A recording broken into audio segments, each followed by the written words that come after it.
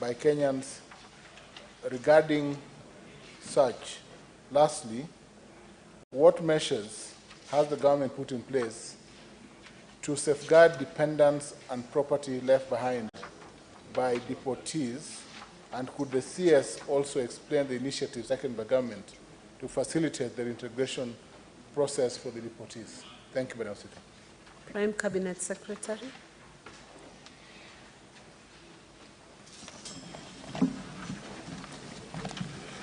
Thank you, Madam Speaker. The first aspect is I would like to inform the House that consular officers at our missions abroad normally visit Kenyans in distress in the host countries, such as those in hospitals, detention centers, or prisons. They offer assistance that includes issuance of emergency travel documents to Kenyans in the diaspora at home who may be in distress and want to voluntarily return. And this is in line with the 1963 Vienna Convention on Consular Relations that provides for general functions of a consulate, which includes protecting the interests of its nationals, both individuals and bodies corporate, within the limits permitted by international law. The consular functions listed in Article 5 include issuing passports and travel documents to nationals of the sending state and assistance in succession matters. Further, Madam Speaker, Article 36 of the Convention confers the following rights to a consular officer. Right to receive information regarding the arrest of nationals of sending states, the right to communicate with the arrested person and vice versa, that of the arrested national to communicate with the officials of the sending state, in this case our mission staff. There's also the right to visit the national of the sending state if in custody or detention to arrange for legal representation. And D, there's the right to respect the wish of the arrested national, including not to take any action expressly or on behalf of the national.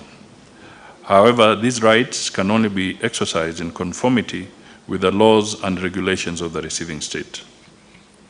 I also wish to state that the Kenya Citizenship and Immigration Act, Cap 170 of the laws of Kenya, provides for issuance of emergency travel documents for Kenyans facing deportation and sets out conditions when someone can be denied entry. Madam Speaker, I would want to point out that so far, Kenya has entered into an agreement with South Africa regarding the return of nationals, refused entry and illegal entrance, which was signed on 23rd November 2022. Under this agreement, it is the responsibility of each country to verify the nationality of the deportees and, where necessary, grant them necessary travel documents. The agreement is, however, subject to the respective domestic laws and international instruments, including the 1969 OAU Convention governing specific problems of refugees in Africa. With regard to protocols readmitting deportees, the Citizenship and Immigration Act sets out the criteria or protocol for admission of such persons into the country.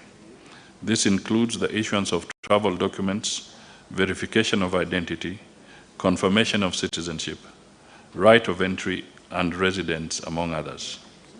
To this end, immigration officers along the points of entry and exit usually confirm that the person being returned is a Kenyan national before admitting him or her into the country.